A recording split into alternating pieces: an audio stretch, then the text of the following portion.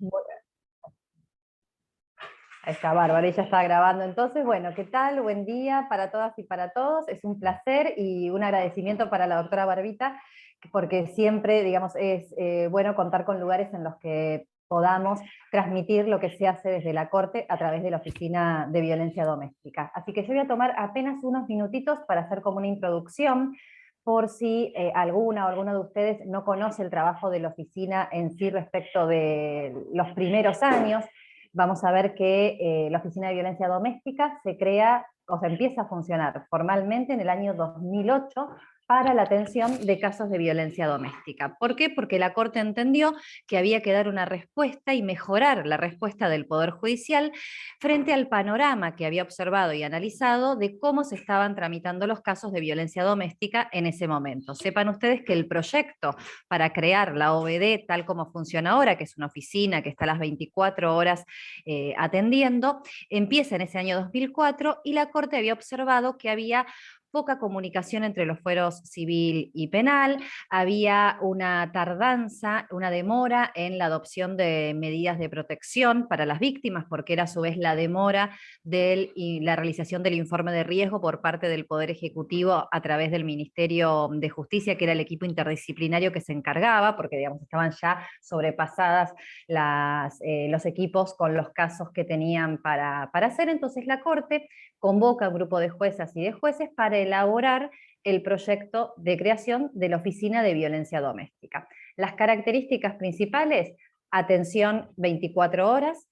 ¿Por qué? Porque se entiende que una víctima de violencia doméstica, en el momento en el que toma la decisión de acudir al Estado para solicitar una respuesta, el Estado tiene que estar presente para dársela en esa misma oportunidad. ¿Por qué? Porque podemos perder a esa víctima por algún hecho más grave o porque ya se arrepiente de haberse presentado ante el Estado. Un dato interesante para que ustedes tengan en cuenta: hicimos un relevamiento hace poco de los casos tramitados en la oficina, que llevamos más de 124.000 casos de violencia doméstica, donde el promedio que surgía en las mujeres adultas que denunciaban a sus parejas o exparejas, es decir, el promedio de tiempo de venir sufriendo maltrato antes de tomar la decisión de la primera denuncia, es de casi 6 años. Por eso es tan importante que cuando después de casi 6 años de estar atravesando situaciones de violencia, la víctima de violencia se acerca al Estado, el Estado tenga que dar una respuesta en forma inmediata. Entonces, en ese contexto, no teniendo esos datos en su momento, pero sí teniendo los datos de la desconexión entre civil y penal, esta demora que había, la exigencia de la ciudadanía en sí de una justicia más cercana a la gente, la Corte decide crear esta oficina. Empieza a funcionar en septiembre del año 2008 para casos de violencia doméstica. Como les decía, llevamos más de 124.000 casos atendidos, con una atención 24 horas y además interdisciplinaria. ¿Por qué? Porque la Corte también entendió que no solamente desde el área del derecho se podía dar una respuesta adecuada a los casos de violencia doméstica. Es decir, más allá de las medidas, porque ustedes también estarán en contacto obviamente con los medios de comunicación, siempre se le está exigiendo al Poder Judicial que pueda resolver todos los conflictos, y lo cierto es que el Poder Judicial también tiene muy limitado su campo de acción. Primero porque va a intervenir una vez que ya ocurrió el hecho, ¿sí? Más allá de la posibilidad de prevención que pueda haber de hechos posteriores con, por ejemplo, la adopción de una medida de protección. Pero no solamente el Poder Judicial va a poder solucionar esto, porque la violencia doméstica es un fenómeno multicausal. Entonces, atención 24 horas, interdisciplinaria, es decir, contamos con profesionales de las áreas del derecho, la psicología, el trabajo social y la medicina, que van a escuchar a la persona, labrar un acta, van a confeccionar un informe de evaluación de riesgo y va a haber un informe médico si es necesario constatar las lesiones. A medida que avanzábamos en el trabajo con las víctimas de violencia, empezaron a surgir en algunos casos empezar relatos acerca de la posible existencia de trata de personas. En algunos casos surgía con fines de explotación laboral, en algunos la violencia, digamos, que se daba en esa relación en principio afectiva que existía entre la víctima y el denunciado, involucraba situaciones de trata o de explotación para el ejercicio de la prostitución. Entonces se empezó a trabajar acerca de la posibilidad de ampliar la atención de la oficina, ya no solamente a los casos de violencia doméstica, sino ante casos de trata con fines de explotación sexual. La diferencia que tenemos es que cuando se trata de violencia doméstica, puede presentarse la persona directamente afectada o cualquier otra persona, es decir, una vecina que sabe que hay una mujer incluso adulta siendo víctima de violencia doméstica, puede venir al OBD y hacer la denuncia, cuando generalmente la costumbre es escuchar que se hacen denuncias cuando hay niñas o niños involucrados, digamos, nadie se plantea si puede hacerlo o no, como hay niñas o niños víctimas, la gente por ahí se acerca a hacerlo. En cambio, con personas adultas puede haber cierta resistencia en el sentido de pensar si corresponde meterse o no en esos asuntos. Bueno, en la oficina se puede realizar la denuncia. En los casos de trata con fines de explotación sexual, que se comienza a atender específicamente a partir del año 2016, fue más restrictiva la posibilidad de hacer esa presentación. Es decir, víctimas de trata con fines de explotación sexual, siempre y cuando sea la propia víctima o alguna persona que tenga una relación directa con esta víctima, es decir, una relación familiar o afectiva. ¿Por qué? Porque en principio queríamos restringir esa posibilidad de acceso para ver si íbamos a estar en condiciones de poder satisfacer la demanda. Digamos, en trata por ahí es más común que alguien pueda hacer un llamado o que pueda suponer que hay víctimas de trata en algún lugar. Entonces, por ahora seguimos con esa restricción. Tenemos pocos casos de trata en sí con esto, la verdad es que tratamos de difundirlo lo más posible, y la diferencia es que cuando hacemos, y ahora Nancy y Roberto van a explicar bien cuál es la intervención de los equipos, no vamos a hacer una evaluación de riesgo, sino que vamos a hacer un informe de situación de vulnerabilidad que aparezca en las víctimas de este tipo de delitos. ¿Sí? Bueno, por eso les dije muy rápidamente la introducción, y les doy ahora la palabra a Nancy y Roberto, que por ahí necesitan compartir pantalla porque creo que van a tener una presentación para ustedes. Y bueno, estamos al final para las preguntas. Maravilloso, Analia. Bueno, ¿lo dejamos para el final o querés que...? ¿O quieren hacer alguna pregunta? No, más que nada, digamos, para que tengamos claridad. Entonces, si uno, digamos, hace una denuncia en la OBD respecto de trata, ustedes toman el caso, hacen un informe de situación de vulnerabilidad y después lo derivan al juzgado correspondiente, exacto, al juzgado federal. Sí. Claro, en violencia doméstica derivamos al juzgado civil de familia y también a penal, que puede ser penal nación, criminal y correccional, o penal contravencional en el ámbito ya más local de la ciudad, y en el caso de trata va a ser a federal, de donde corresponda. Perfecto, perfecto. Bueno, Muy genial. Bien. Después preguntamos más cosas. Así es. Bueno, ¿se escucha? Bueno, buen día. Como decía antes Analía, queríamos compartir con ustedes lo que es característico de la modalidad de intervención en la Oficina de Violencia Doméstica, que en este caso es el informe, que en el caso de trata hacemos un informe para considerar las situaciones de vulnerabilidad por la que atraviesa la persona, ya sea en momentos previos, durante el transcurso de esa captación y posteriormente en cuanto a las secuelas o posibilidad de construcción de un plan de vida. Antes Mariana nos hablaba de cuál es el ejercicio que hacen en esta cátedra de conocimiento de distintas posturas, de distintos marcos referenciales, y lo que ustedes tienen que saber que todas las decisiones que se toman en torno a esos marcos referenciales y a esa modalidad de construir, inclusive de intervenir con ciertas técnicas y con ciertos instrumentos, también dan a conocer cuál es la perspectiva de la persona que está operando en ese tipo de situación. Entonces, veníamos trabajando en la Oficina de Violencia Doméstica, como dijo la doctora Monferrer, con el ejercicio de construir informes de situación de riesgo en violencia doméstica, para lo cual conjugábamos e investigábamos acerca de cuáles eran los factores e indicadores de riesgo propios de las situaciones de violencia doméstica. En este sentido, hemos decidido, para trabajar con la situación de trata, considerar cuáles son los factores de vulnerabilidad.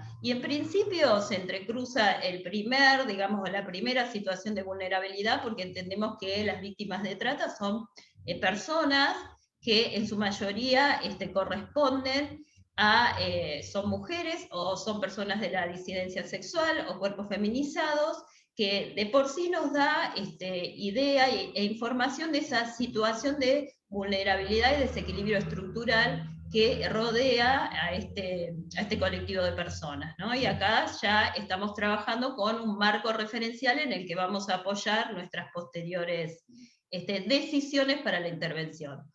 En principio, contarles rápidamente que la información que se extrae para poder construir el informe, que es este informe donde vamos a dar cuenta de las vulnerabilidades y las situaciones, y donde nos vamos a anclar también en las distintas etapas que pudo haber atravesado la persona en relación a la posibilidad de haber estado en una situación de trata. Si bien no vamos a terminar definiendo de qué se trata la situación, sí que vamos a dar consideraciones acerca de los derechos vulnerados y vamos a dar lugar a ciertas descripciones a partir de inferencias técnicas, porque ya el relato textual va a estar dado en el acta. Nosotras trabajamos con dos instrumentos principales, aparte de todas las fichas que están cargadas en el sistema que tiene la Oficina de Violencia Doméstica. En el acta se va a recolectar el relato textual, lo que la víctima va contando de acuerdo a ciertas preguntas, que son preguntas específicas relacionadas con la temática que se van a desarrollar,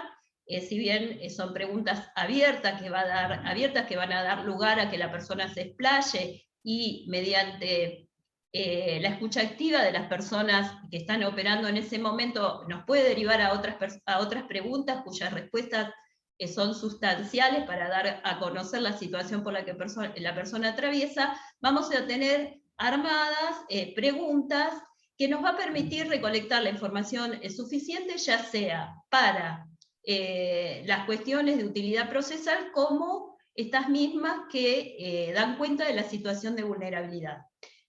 También diferenciar que el trabajo que hace la Oficina de Violencia Doméstica, ya sea en los casos de violencia doméstica o en estas situaciones de trata, son informes interdisciplinarios, y lo que es distinto a una pericia. Nosotros nos encontramos con la persona en una sola ocasión, no implementamos ciertas técnicas que son propias de las pericias, y que las pericias son procesos de encuentros con las personas para llegar a un cierto diagnóstico, sino que vamos a dar información acerca de esta situación, por supuesto ancladas en el conocimiento profundo sobre las situaciones en las que estamos interviniendo, estos marcos referenciales que antes les contaba. Eso es importante que conozcan la diferencia entre una pericia y un informe de situación de riesgo, el informe que hacemos en relación a las situaciones de trata.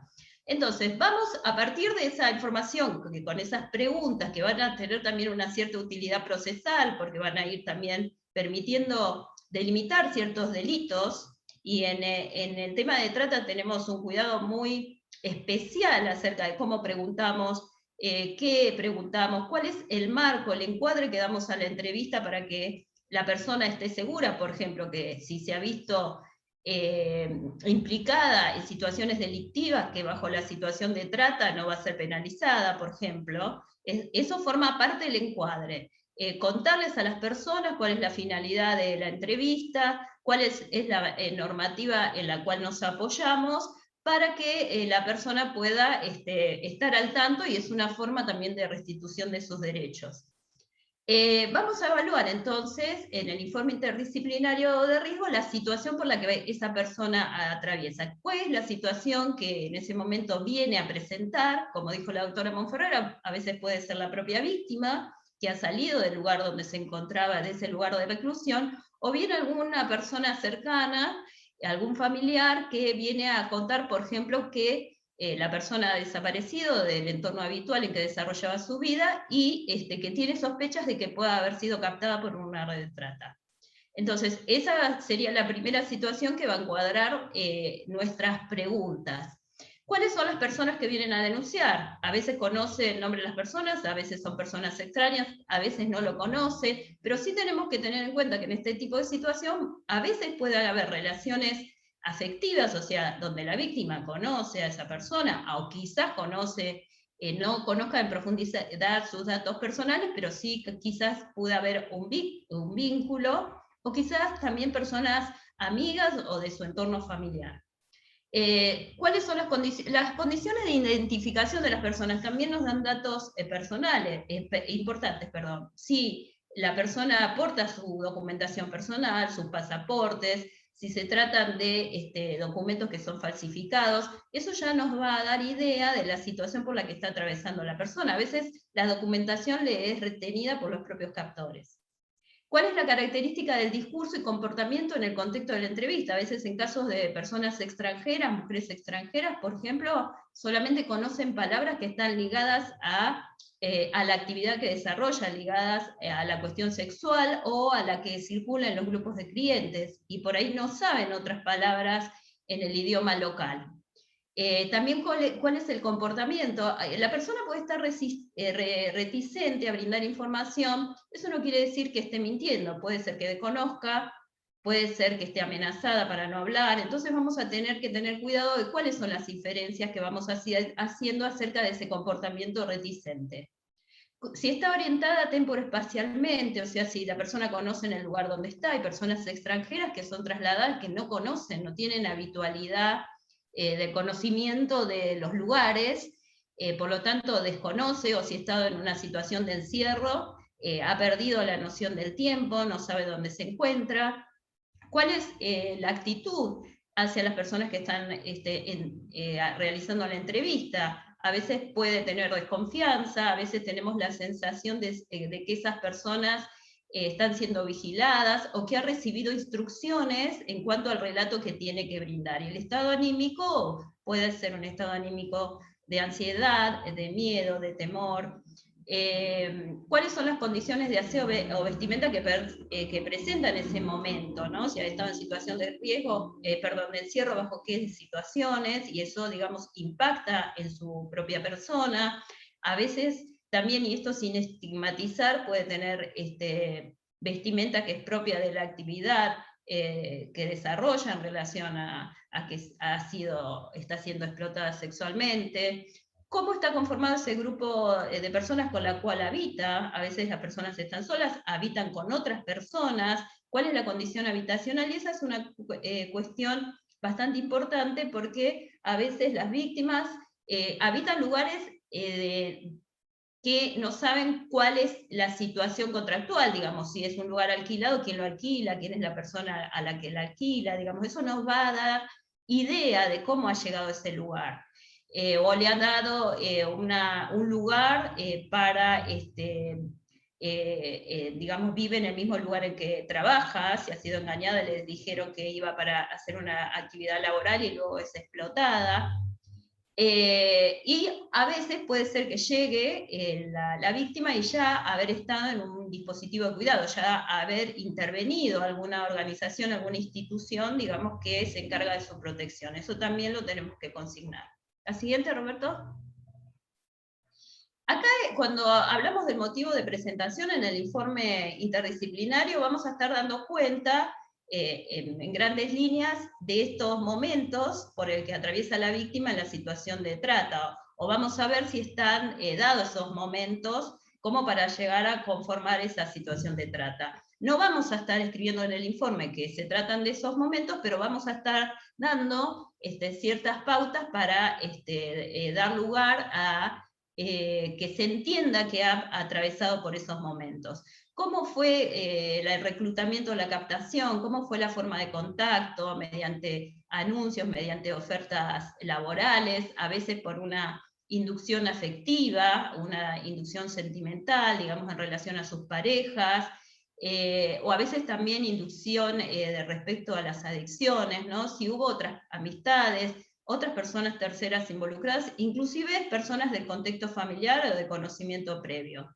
Si se ha producido un traslado o transporte, ¿cómo fue esa forma? Si la persona fue modificada en su aspecto personal, cuáles son las rutas que fueron siguiendo, si se trata de personas extranjeras, si hubo cruces de frontera, cuál es el medio de transporte, si ha llegado a pie, si ha llegado en algún otro medio de transporte hacia ese lugar, si conoce las rutas por las que atravesó. Luego, para poder dar cuenta de la recepción o la explotación, ¿dónde es ese lugar de encierro? Si se trata de un local, si se trata de un taller, si se trata de una habitación, de una casa, un departamento. ¿Cuál ha sido esa modalidad de explotación que ha sufrido la persona? Muchas veces se contacta a la persona, como dije antes, para un tipo de trabajo y llega al lugar y se le empieza a exigir que mantenga contacto con otras personas a nivel sexual. Si ha tenido contacto con el exterior, si ha circulado por el lugar o por el exterior, eso es muy importante porque en relación al encierro hay ciertas nociones subjetivas. Puede haber un encierro que es concreto y real, que la persona ha permanecido encerrada, pero puede haber un encierro que es subjetivo en relación a que la persona está obligada y puede salir a la calle, puede circular por ciertos lugares, pero se mantiene esa situación de encierro porque no tiene libertad.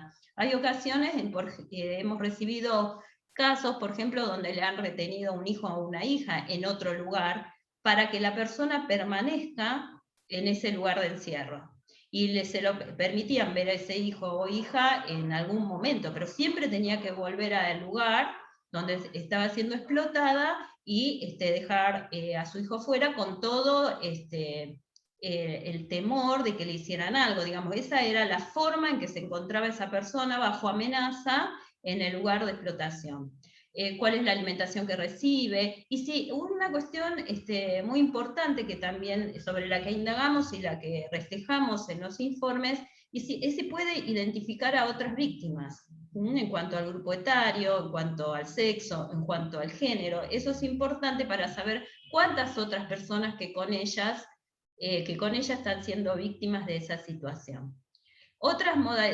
También hablamos de otras modalidades de violencia padecida. Sabemos que la violencia sexual, la violencia psicológica, la violencia física con alto grado de crueldad, atraviesan las víctimas en estos contextos, y tratamos de dar cuenta, y digamos, también apoyadas en esa gran violencia referencial que es la violencia simbólica, porque estas personas han llegado, digamos, por pertenecer a estos grupos que son victimizados y subordinados a esta situación.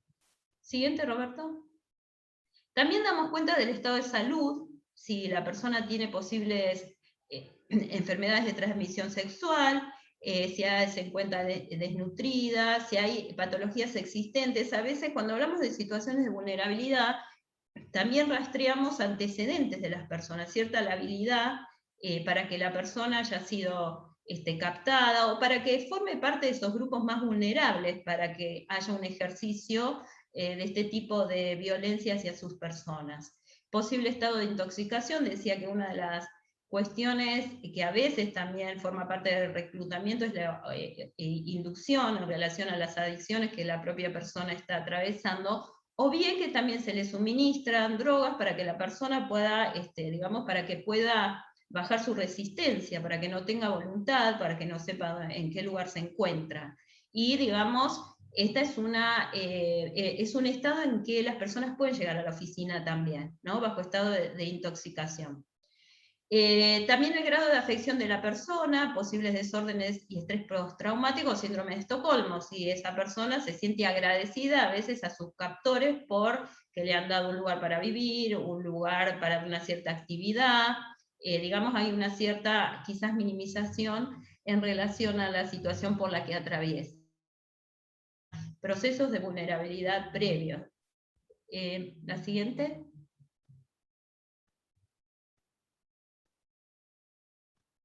La siguiente, Roberto. A ver, me parece. Ahí está, Nancy.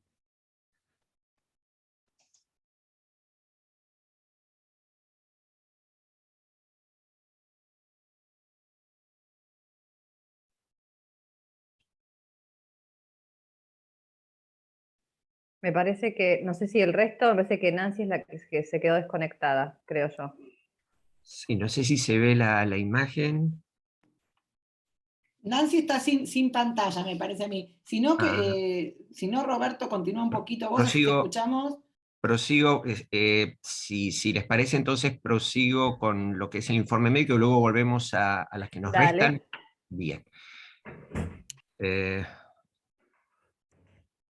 Bien, bueno, buenos días. Formalmente muchísimas gracias por la invitación.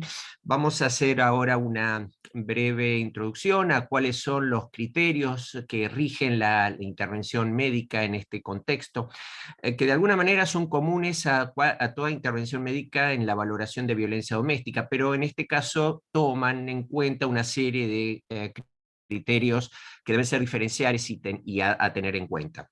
En primer lugar, la intervención médica se estructura sobre 3 ejes vertebrales. Por un lado, la constatación, la valoración y documentación de las lesiones, si las hubiera. En segundo lugar, la evaluación del estado psicofísico. Y en tercer lugar, algunas consideraciones sobre el estado de salud, en este caso de la víctima. Sí tenemos que remarcar, y aludiendo a lo que comentaba Nancy hace un instante, que esta intervención médica da lugar a un informe que no es, bajo ningún punto de vista, un informe pericial, por lo menos en el contexto de lo que las pautas procesales así lo plantean. De modo tal que el objetivo de esta intervención es hacer una valoración rápida, oportuna y precisa, rápida en el sentido de lo práctico, de lo inmediato. Y esto teniendo en cuenta que si se tratase de un informe de tipo pericial o de una pericia, esto llevaría su tiempo, su elaboración, y muchas veces el momento de presentación de la víctima es el momento que hay que aprovechar por lo oportuno, por lo concreto, dado que el paso del tiempo conspira en cuanto a la posibilidad de determinación tanto de las lesiones como de una valoración adecuada de este estado psíquico. De modo que el primero de los puntos, la constatación, valoración o documentación de lesiones, como decíamos, es uno de los factores de mayor interés. ¿Qué hacemos en esta etapa que se da precisamente durante o a partir de la valoración de la víctima en el contexto de la unidad de atención? En primer lugar, si hubiera lesiones que la víctima presentara, sean actuales o de antigua data, si fueran visualizables, hacemos la valoración de las mismas a partir de su análisis, su descripción y su documentación a partir de la toma fotográfica, en el caso obviamente que la víctima sí lo autorice. Una vez en ello, una vez con ese dato, lo que analizamos para cada tipo de lesión, esto va siendo individual, no desde un criterio general, sino de manera individualizada, describimos qué tipo de lesión es una lesión contusa, cortante, si es una lesión por quemadura, el mecanismo idóneo de producción de la misma, la data aproximada y la evolución esperable. Esto porque edifica un informe médico-legal de características habituales, lo que llamamos información básica, lo que no puede prescindir un informe de esta naturaleza. Y en algunos casos, cuando esto es factible, se puede ampliar esa información respecto de la modalidad, la intensidad, la duración, actitudes defensivas o limitaciones que haya podido tener la víctima para este caso. ¿A qué nos referimos? A que muchas lesiones, más allá de su descripción como tal, permiten por su ubicación, por sus características, por su morfología, establecer si hubo un intento, incluso, por ejemplo, un femicidio por parte del autor, si hubo una conducta defensiva, aquellas lesiones que asientan, por ejemplo, la cara posterior de los antebrazos o de las manos, y también si hubo algún impedimento que pudo haber tenido la víctima para esa actitud defensiva. Y traigo a colación esto porque, tal como decía Nancy hace un instante, la víctima pudo haber sido sometida a cualquier tipo de acción tóxica o incluso traumática para impedir que ofrezca resistencia. Entonces pudiera existir marcas o improntas de ligadura en las articulaciones o sustancias a las cuales haya sido sometida para generar lo que técnicamente se llama anestesia previa, con los al efecto de disminuir esa posibilidad de respuesta de la víctima.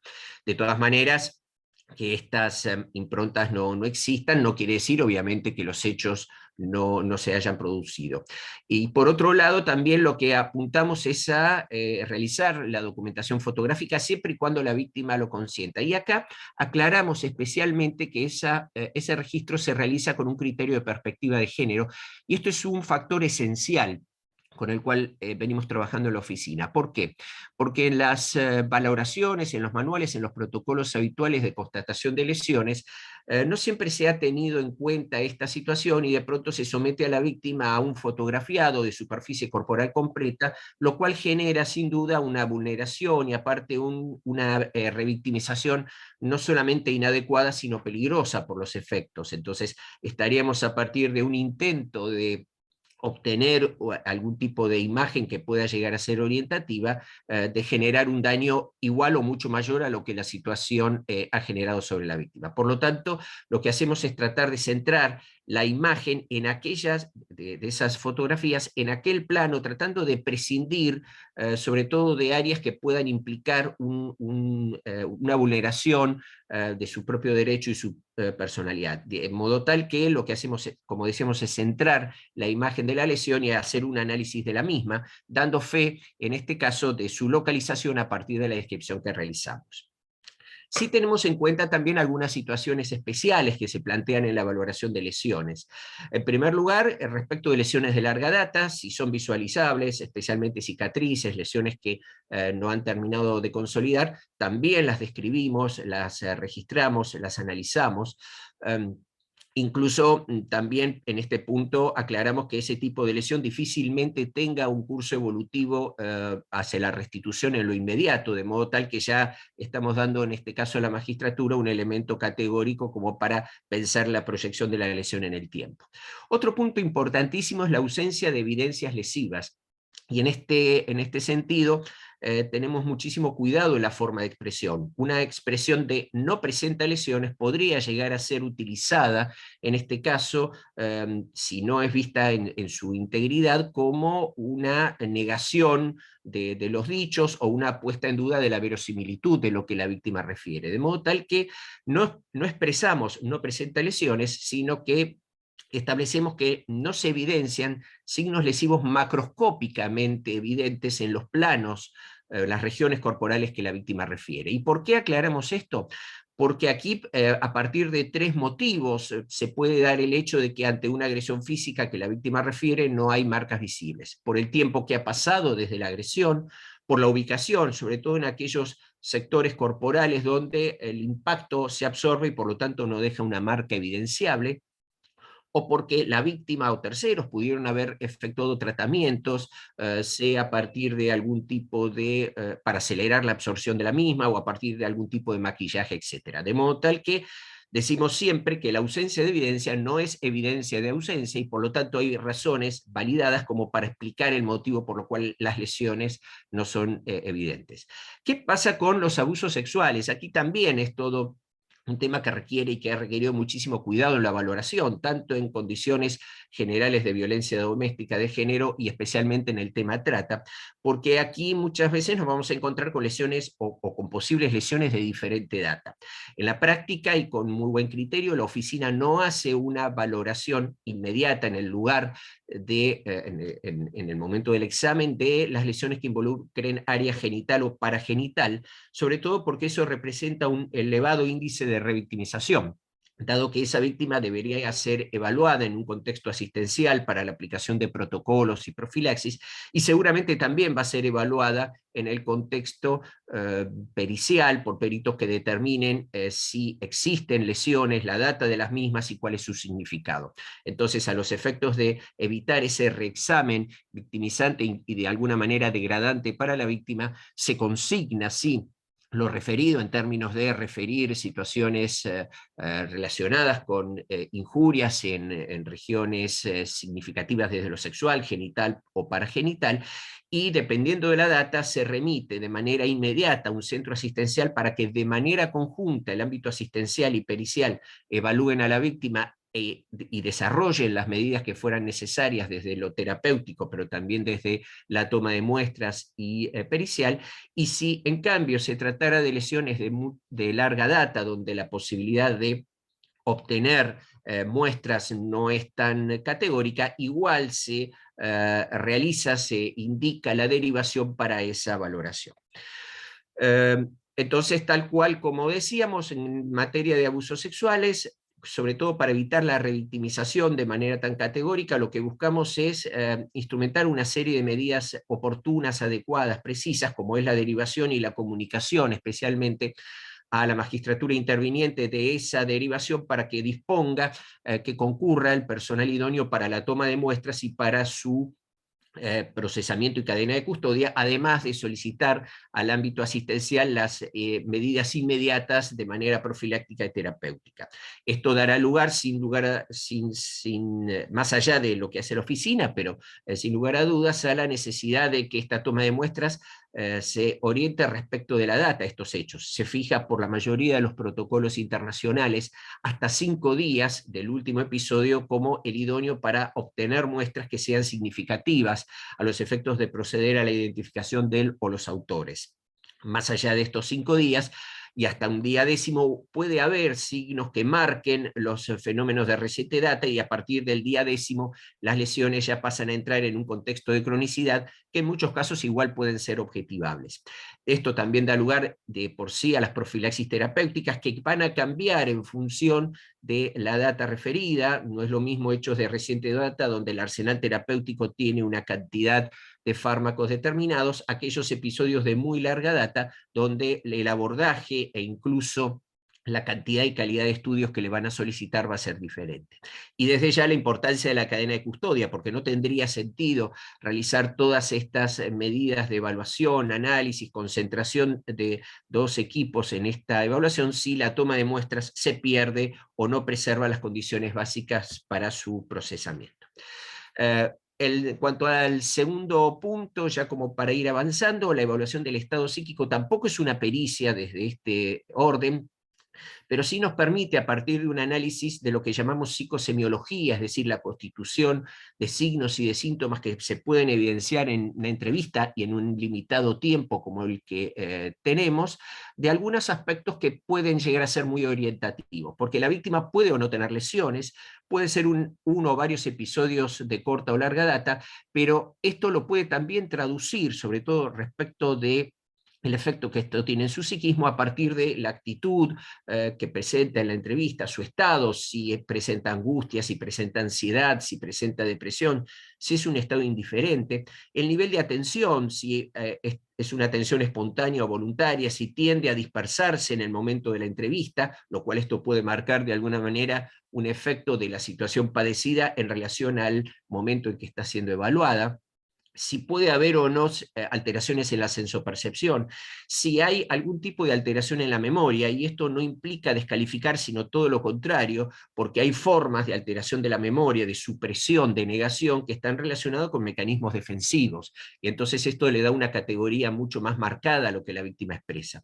Si hay una actitud colaboradora o no, y esto tampoco pretende generar una acusación respecto de la víctima, sino también considerar que actitudes consideradas como de limitada colaboración, como de negación al examen, etcétera, están también de alguna manera marcadas por la impronta que ha dejado y que dejan los episodios padecidos. Si hay algún tipo de alteración en el lenguaje, entendiéndolo como no solamente como lo funcional, sino lenguajes de tipo regresivo, y de manera tal que una víctima de una determinada edad se expresa como si tuviera una edad mucho menor, y esto también es un mecanismo vinculable con el impacto de la situación.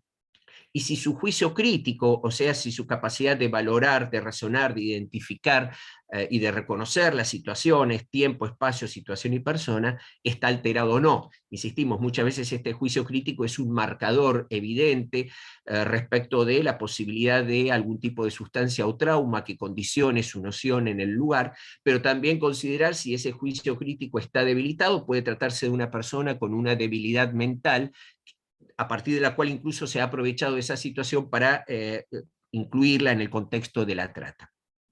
Y ya completando sobre el tercer eje, las consideraciones sobre el estado de salud, aquí tenemos en cuenta aspectos tales como antecedentes generales, tanto de enfermedad, de patologías, medicación que toma. Esto puede ser también un factor significativo, porque pudiera ser una persona que tuviera un tratamiento para una determinada enfermedad y en el contexto de la situación de trata encima no se le ha provisto de la misma, con lo cual esa enfermedad ha generado un avance, un deterioro marcado. Su estado nutricional, tal como lo comentaba Nancy, que puede estar alterado en ambos aspectos, en cuanto al déficit o en cuanto a la hiperproducción, por ejemplo, calórica, y está marcado por el lugar donde está y a lo que ha sido sometida. La presencia de infecciones, tanto vinculadas con las de transmisión sexual como cualquier otra infección que tampoco ha sido tratada o ha sido evaluada en un intento de restringir la movilidad de la víctima y mantener aún más su privación de la libertad.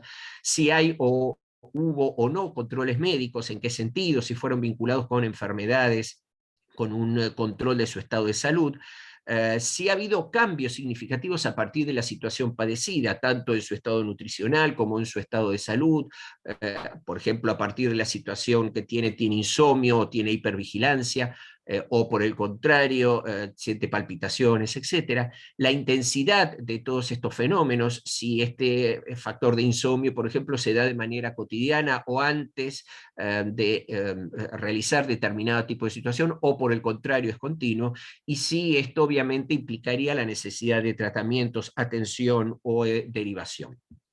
De modo que, y ya completando por lo menos con este punto, en nuestro abordaje, tanto desde el contexto de violencia doméstica de género y muy especialmente en la trata de personas, y teniendo como guía el objetivo de observar en el momento preciso, tratando de tomar la mayor información, pero que implique la menor forma de revictimización, logramos integrar un trabajo multiinterdisciplinario con el ámbito de la abogacía, el trabajo social, la psicología y desde la medicina, para que el informe sea lo más útil, categórico e importante posible para la magistratura. No sé si Nancy ya ha podido retornar. Sí, sí. Disculpen, no sé qué pasó con la... seguí hablando. Así que, bueno, rápidamente me pude conectar, pero ya estaba hablando Roberto. Bueno, acá también lo que contó antes Roberto da cuenta de la suplementariedad que tienen los distintos registros que vamos construyendo en la Oficina de Violencia Doméstica, ¿no? Roberto va a profundizar, o el equipo médico va a profundizar sobre ciertos aspectos, esto que él antes fue diciendo, y que muchas veces cotejamos el equipo o la unidad de atención, ese equipo interdisciplinario de profesiones del trabajo social, la psicología y de la abogacía, cotejamos también luego con el informe médico para ver qué enlaces podemos hacer para dar cuenta más acabada de la situación. Hay siempre como una comunicación muy intensa dentro de la propia unidad de atención y también con el equipo médico, o si dentro de la unidad de atención, que puede haber pasado la víctima en un primer momento, detectamos alguna situación que es de la incumbencia médica, donde los médicos y médicas tienen como más herramientas para poder profundizar, le advertimos al equipo médico para poder tener una información más completa en relación a la situación. Yo decía entonces que el informe interdisciplinario se basa en poder dar a conocer ciertos aspectos de esas vulnerabilidades por las cuales ha atravesado la persona en forma previa, y luego toda esta violencia a la que fue sometida en estos distintos tipos de violencia y cuál es el impacto, y también en relación a la posibilidad de una mejora de esa situación posterior. Entonces, vamos a dar cuenta también de la situación personal, familiar y socioeconómica previa, cómo la persona ha llegado quizás a esa situación de necesidad por la cual fue engañada, quizás que haya tenido algún proyecto de vida con el ofrecimiento de algún trabajo que creía que iba a mejorar o que iba a conseguir recursos para luego sí poner en marcha ese proyecto que ha tenido. Entonces vamos a dar información acerca de la educación previa, se ha transcurrido su vida por la educación formal, se ha logrado titularse, cuáles fueron las ocupaciones anteriores, vamos a encontrarnos con ocupaciones muy precarizadas, ¿sí? O que la persona en su mayoría ha estado desempleado, no ha tenido posibilidades de la deserción, de la inserción laboral, esa historia laboral, la cuestión de la integración familiar, si está alejada de su familia, cuáles fueron los motivos, hay un historial de situaciones de vulnerabilidad psicosocial o de violencia familiar en la pareja que ha hecho que la persona se aleje de este núcleo familiar, que muchas veces pensamos que pudo haber sido contenedor, pero en algunas situaciones vemos que no, a veces la propia familia, quizás también por desconocimiento de la actividad que que ejerce la víctima en ese contexto, también digamos, se apropia de los recursos que ella en algún momento quizás les pudo haber enviado. Si hay también antecedentes de intervenciones institucionales y o judiciales, hay personas que han desarrollado su vida en ciertos dispositivos también de contención o de cuidado por ese propio déficit de contención de sus propias familias de orígenes, ¿no? También situaciones de abandono, por lo cual han intervenido ya previamente otras instituciones o quizás haya habido otras causas judiciales. La siguiente, Roberto. Vamos a hablar de los recursos que esta persona pueda tener para el después, posibles proyectos personales, grupos y personas de sostén y apoyo, que decimos que no siempre es la familia de origen, ¿no? Sus personas o las personas que han sido más allegadas, quizás ha construido otros tipos de lazos que puedan permitir que tenga un sostén y apoyo. Roberto. Bueno, finalmente, como decíamos que no vamos a estar valorando si la persona está o no, o ha estado inmersa en una situación de trata, sino que vamos a hablar de cuáles fueron sus derechos vulnerados.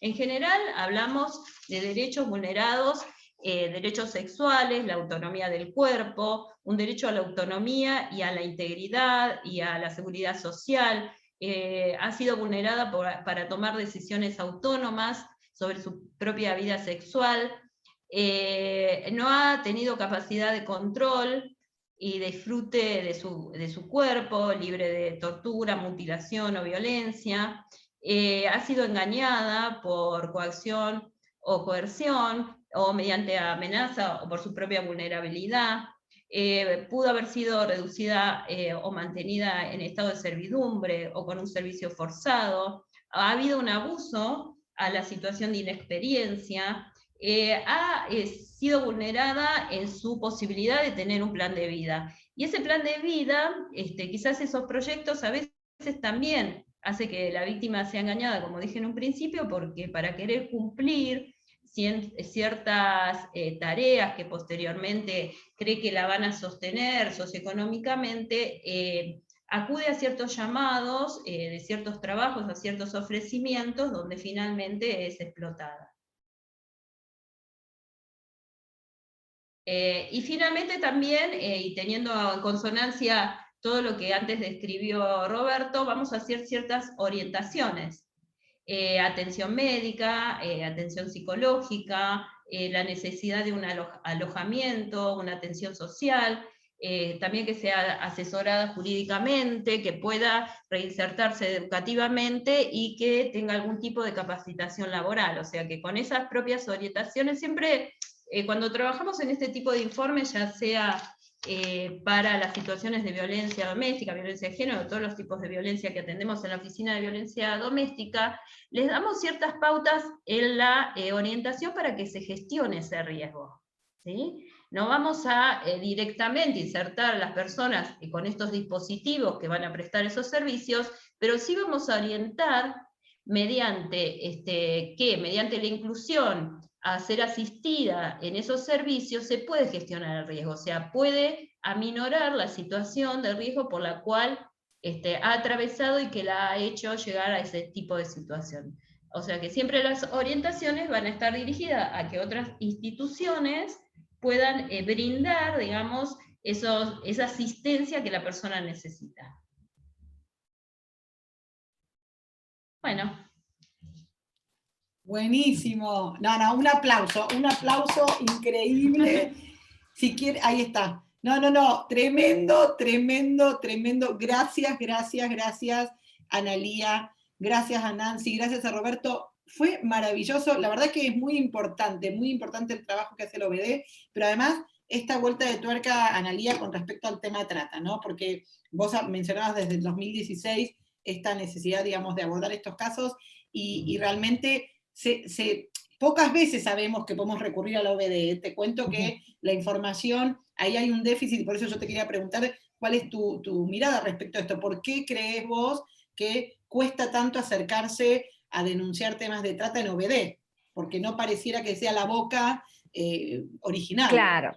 Bueno, en realidad, digamos, también es parte por la decisión que tomó la Corte de cómo empezar a encarar, porque como les decía antes, en realidad está restrictivo el tema de cómo hacer la denuncia, no tan amplio como en violencia doméstica, que cualquier persona puede venir, y estamos evaluando más adelante ver cómo ampliarlo. Les decía, no sabíamos cómo íbamos a poder satisfacer la demanda de atención si se abría a cualquier persona, porque esto es, como estamos por ahí acostumbrados a ver, es lo más común. Alguien puede levantar el teléfono y decir que en tal lugar supone que hay víctimas de trata o que hay explotación de la prostitución. Esto iba a ser tal vez un caudal de casos que posiblemente no íbamos a poder abarcar. Tengan en cuenta, la OBD empezó con un plantel de 72 personas, somos 186 ahora. Por supuesto, la pandemia ha traído algunas restricciones en cuanto a la gente presencial que podemos tener en la OBD, así que yo calculo que vamos a avanzar en lo sucesivo a poder ampliar a ese tipo de, a la cantidad de personas que puedan hacer la denuncia. Sin embargo, claro, la OBD es mucho más conocida por violencia doméstica, más allá de que intentamos en cada vez que podemos la difusión, decir que estamos con las cuestiones de trata y todo eso, todavía no se ha consolidado como un punto de referencia en ese sentido como violencia doméstica. Digamos, violencia doméstica, incluso, ojo, porque más allá de que suponemos que es mucho más conocida la OBD y que la gente ya viene, incluso notamos cada tanto, estamos en lugares, por ejemplo, hace poco una persona con el hospital Elizalde no sabía que podían hacer la denuncia directamente los profesionales del hospital en la OBD, ¿no? Entonces un juez estuvo dando una charla, nos pidió información para poder transmitirle las posibilidades de contacto. Entonces permanentemente tratamos de darlo a difusión y efectivamente tenemos que trabajar sobre nuestra comunicación para que pueda llegar a más lugares. Claro, claro. No, pero de verdad que un placer inmenso, excelente las charlas, el abordaje, la sincronización con el PowerPoint. Felicitaciones a Nancy y a Roberto que lo han hecho genial, muy claro. De hecho, les cuento, he sacado algunas fotos que ya las subí al grupo de mis alumnos y alumnas, porque siempre es información, discúlpenme que me tomé el atrevimiento de sacarles las fotos, pero para ustedes está, así que... bueno, si querés después, Analía, si querés me lo se pasás los por podemos WhatsApp. mandar, sí. Dale, y yo lo reproduzco con los alumnos y las alumnas. Una pregunta, si me permiten, y ya obviamente tenemos muy poquititos minutos, pero de última si alguien más quiere preguntar.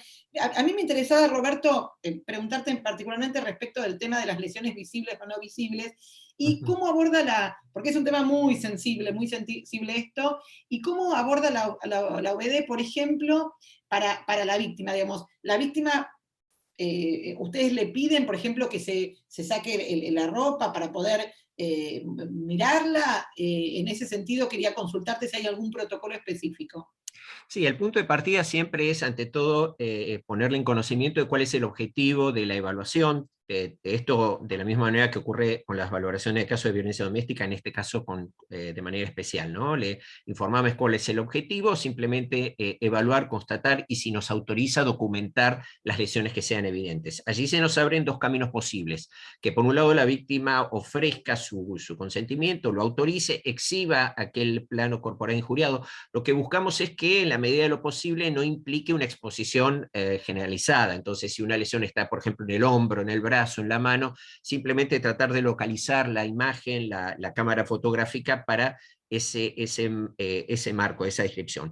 Se puede dar casos donde a veces por su localización, la foto como tal que ha sido obtenida podría llegar a involucrar un área, por ejemplo, sensible, como puede ser región mamaria. En ese caso, cuando vamos a colocar la foto en el informe, la tratamos de restringir, de recortar, de manera tal de hacer foco específicamente en la lesión, cosa que no pueda ser identificado zonas que sean sensibles, si bien obviamente en el informe describimos su localización.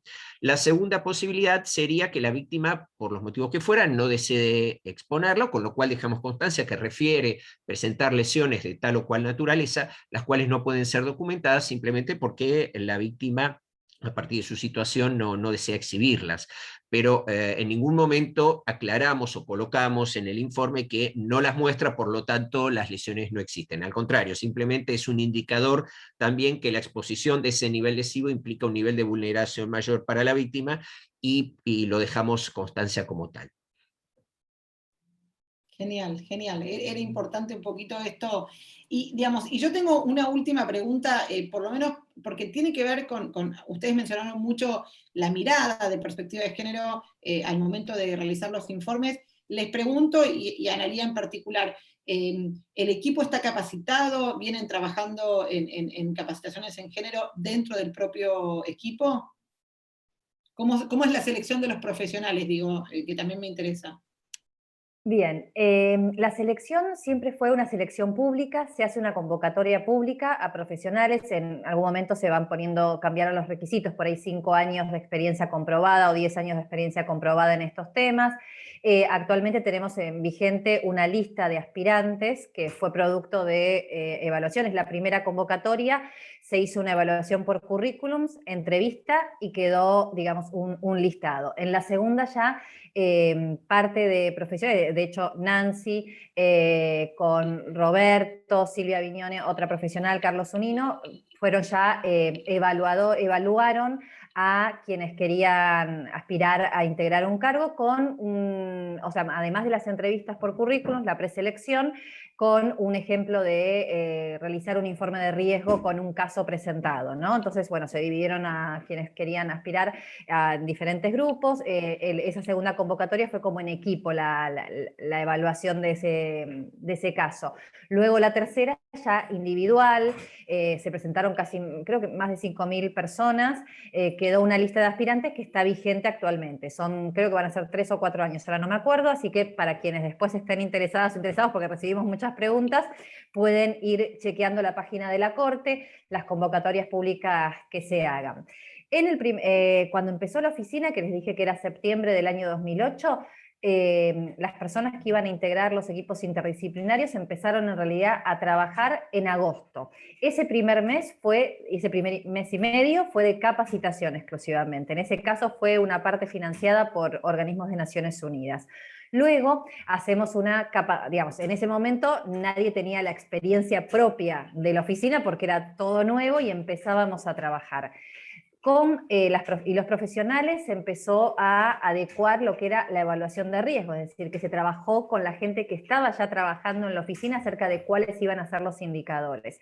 A medida que profesionales empiezan a ingresar a los equipos, tenemos una capacitación previa, más allá de la evaluación que se haya podido hacer, una capacitación que es tanto teórica como práctica, una observación de la atención de los casos, y recién empiezan como solas y solos entre comillas, porque en realidad siempre van a participar de un equipo, de una unidad de atención, pero primero la observación y luego integrar. Y cuando empezamos con Trata también tuvimos capacitación específica para Trata, y en la medida que podemos vamos ampliando esa capacitación y vamos reforzando periódicamente.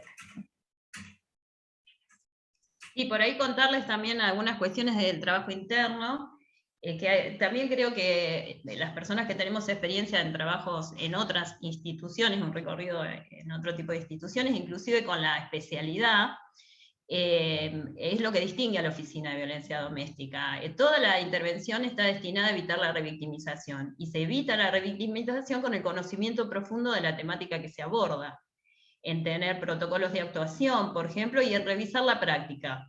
La doctora Monferrer es, desde el principio, quien iba revisando los legajos, por ejemplo, una revisión cotidiana de los legajos que se realizan, donde se ve algún punto a reforzar, se convoca al equipo. También estamos en la unidad de trabajo interno, que trabajamos en la revisión cotidiana de los legajos, tenemos un sistema especial para análisis de legajos, a veces analizamos sobre ciertas cuestiones, informe, el tema de la entrevista, vamos analizando cómo desarrollan los equipos su intervención, y siempre se trabaja, si se encuentra alguna cuestión a reforzar, sobre esos puntos. Se convoca a la unidad de atención y se trabaja sobre esos puntos, se recomiendan marcos referenciales. Desde que iniciamos en la oficina se ha ampliado los marcos de inteligibilidad, por ejemplo, en relación a las violencias, ¿sí? Ha habido ciertos movimientos de visibilización social, por ejemplo, de la violencia de género. Todos esos marcos referenciales, los objetivos, las funciones de la oficina son tomados, son asimilados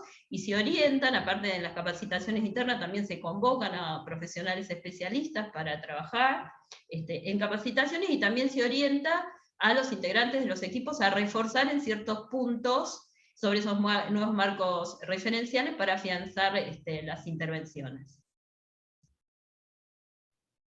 Excelente, excelente, excelente. Muy bueno. Tenemos estos protocolos, Analía, están subidos porque nosotros hemos googleado algunas cuestiones, protocolos dentro de la Corte, vamos a la oficina directamente en la página web, digamos. Sí, no los tenemos subidos a los protocolos internos. No, los tenemos como trabajo interno hasta que estén, porque hemos iniciado ya hace bastante un proceso de validación con agencias de Naciones Unidas que quedó como en un parate. En este sentido, habíamos trabajado en su momento con expertos de España que vinieron a plantear, bueno, determinados aspectos de evaluación de indicadores, y ahí nos habían comentado, claro, cómo validar los indicadores de riesgo, digamos, no solo, si bien están validados por Naciones Unidas en cuanto a que tuvimos alguna observación, un monitoreo, una supervisión para ver si estaban, no sé, cómo contemplar cuáles son los ítems, digamos, a tener en cuenta, por decirlo de alguna manera, pero la validación en sí requiere, digamos, todo un proceso mayor, es decir, por ejemplo, cuando evaluamos el riesgo en violencia doméstica, implica analizar un conjunto de casos, analizar a las personas que fueron entrevistadas en ese momento, observarlas a lo largo del tiempo, digamos, eso es lo que implicaría un proceso efectivamente de validación. Entonces, por ahora no los tenemos subidos. Yo calculo que en un tiempo podamos ya tenerlo. No sé, Nancy y Roberto, ahora no me acuerdo si el manual de procedimientos, por ejemplo, lo tenemos subido. Eso no me acuerdo. No. Pero bueno, pero eso sí que circuló de algunas OBD de algunas provincias, ha circulado. Claro, entonces, por ejemplo, eso se los podemos pasar si después les interesa. Digamos, tenemos por ahí a veces, esto por ahí puede ser interesante, tenemos algunos documentos que generalmente difundimos en cuanto a lo que es evaluación de riesgo, indicadores, y eso se los podemos mandar. Para quien le interese, ya lo tiene, digamos. Sería muy importante. Si entran a la página, tenemos un sistema de datos abiertos, o sea que ustedes pueden extraer la información en todo lo que tiene que ver con las estadísticas. Hemos hecho estadísticas precisas, inclusive durante el tiempo de la pandemia, mediante el tiempo durante el tiempo del ASPO y del DISPO, cómo ha sido la atención. Hemos hecho un informe especial, a veces hacemos informes sobre el tema de maltrato infantil, maltrato a personas adultas, mayores, en relación, digamos, mediante estas estadísticas que se confeccionan en la oficina. Eso lo pueden encontrar también en la página. Sí, en la página, y agrego, porque esto es importante, nosotros vamos publicando periódicamente determinados datos, ¿no? Desagregados, tenemos eso como que es algo repetitivo, cada 3 meses son los mismos datos que se sacan. Pero los datos abiertos les van a facilitar a ustedes que si quieren hacer los cruces que quieran hacer, ya los pueden hacer con esa base de datos. Es decir, a alguien le interesa tener alguna mirada específica, ya lo puede obtener ahí. Y de todas maneras, nos pueden escribir y si hay algo que no está o lo que necesiten, se los podemos pasar. Buenísimo, buenísimo. Bueno, eso es lo que queríamos, manguearle a la oficina de violencia. Ahí les pasé el mail al cual pueden solicitarlo, si es que no lo encuentran en la página o por algún motivo, está todo ahí. Buenísimo, buenísimo. Bueno, no sé, ya son las 10:04, hay gente que se estuvo yendo, se tuvo que retirar por el tiempo, para otras clases, sí. Yo creo que ya damos por concluida esta gran entrevista, gran clase, realmente.